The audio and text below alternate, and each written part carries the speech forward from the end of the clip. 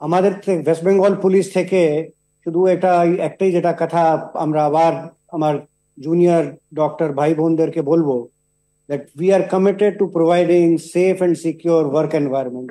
আমরা ওদের হসপিটালের সিকিউরিটি নিয়ে আর আদার ওয়ার্ক প্লেসেস অলসো এটা আমরা অলরেডি এঙ্গেজ করছি অ্যান্ড আমরা চাইছি তাড়াতাড়ি ওরা ফিরে আসুক, ওরা একটা চেঞ্জ ডেফিনেটলি দেখতে পারবে। দিনে দুবার ব্যবহার করো স্টপেজ ক্রিম আর নিজেকে রাখো evergreen Keya Seth aromatherapy stop age cream আর খুঁজে পাও নতুন আমিকে। সেকেন্ড জিনিসটা এটা হচ্ছে যেটা চিফ সেক্রেটারি অনেক আন্ডারলাইন করেছেন, যদি আমরা স্বাস্থ্য পরিকাঠামোর উন্নতি চাইছি তাহলে আমাদেরকে খোলামেলাই আলোচনা করতে হবে, ওপেন মাইন্ড দিয়ে আলোচনা করতে হবে। অ্যান্ড ওর জন্যই আজকে ইমেল গতকালও দেওয়া হয়েছিল, আজকেও দেওয়া হয়েছে।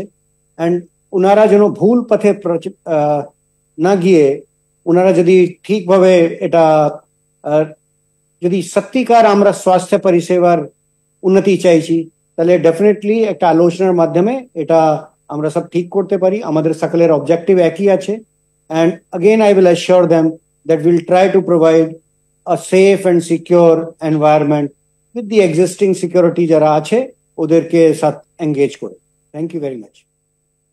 আপনারা শুনলেন মাননীয় মুখ্য সচিব তার বক্তব্য রাখলেন এবং তার সাথে আমাদের মাননীয় ডাইরেক্টর জেনারেল অফ পুলিশ তিনিও তার বক্তব্য রাখলেন। আমরা যেটা বারবার বলেছি, মাননীয় মুখ্যমন্ত্রী বলেছেন, ঘটনা অত্যন্ত দুর্ভাগ্যজনক, অত্যন্ত বেদনাদায়ক।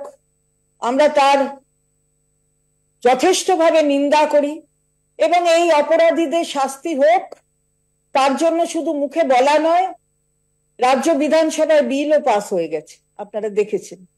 সুতরাং আজকে একটা খোলা মনে আলোচনা, গতকাল থেকে এই আলোচনা নিয়ে একটা টানাটানি হচ্ছে, সবাই সাধারণ মানুষ দেখছেন। যেটা আমরা বারবার বলছি, যেটা অন্য কোনো ক্ষেত্র নয়, এটা রোগী পরিষেবা দেওয়ার ক্ষেত্র। আসলে সাধারণ মানুষ, গরিব মানুষ, তাদের পরিষেবাটা থেকে যাতে তারা বঞ্চিত না হন তার জন্যই বারবার অনুরোধ করা হচ্ছে। এবং সর্বোচ্চ ন্যায়ালয় মাননীয় প্রধান বিচারপতির যে বেঞ্চ প্রিসাইড করছিলেন, সেখানে অনারেবল সুপ্রিম কোর্ট 9 তারিখে ডিরেকশন দিয়েছেন যে গতকাল মঙ্গলবার 5টার মধ্যে তাদের কর্মবিরতি তারা তুলে নিক এবং কাজে ফিরুক। আমরা গতকাল 5টা অবধি বলেছি যে আমরা দেখেছি যে তারা ফিরবেন কি ফিরবেন না, আমরা নিশ্চিতভাবে বিশ্বাস রাখছিলাম তারা মান্যতা দেবেন। এই অর্ডারটা তো, ডিরেকশনটা তো অনারেবল সুপ্রিম কোর্টের। এবং যেটা মাননীয় মুখ্য সচিব বললেন যে সবাই ল অ্যাবাইডিং সিটিজেন প্রত্যেককে সুপ্রিম কোর্টের ভার্ডিক্ট এটাকে তো মান্যতা দিতে হবে, তার সঙ্গেই গতি প্রকৃতি সবকিছু মানিয়ে চলতে হবে।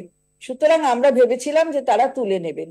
গতকাল 5টা থেকে অপেক্ষা করা হচ্ছিল, অর্থাৎ 6:10 আগেও কিন্তু খবর পৌঁছেছিল যে এখানে মাননীয় মুখ্যমন্ত্রী আছেন, বসে অনেক সিনিয়র অফিসাররা রয়েছেন, তারা আলোচনা করবেন।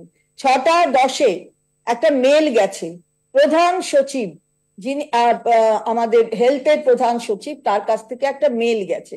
আমরা দেখলাম সেই মেল যাবার পরেও নানা রকম কথা বলে, আমি আর পুনরাবৃত্তি করছি না, নানা রকম কথা বলে কেউ আসলেন না এবং সেই 7:30 অবধি মাননীয় মুখ্যমন্ত্রী এখানে বসেছিলেন।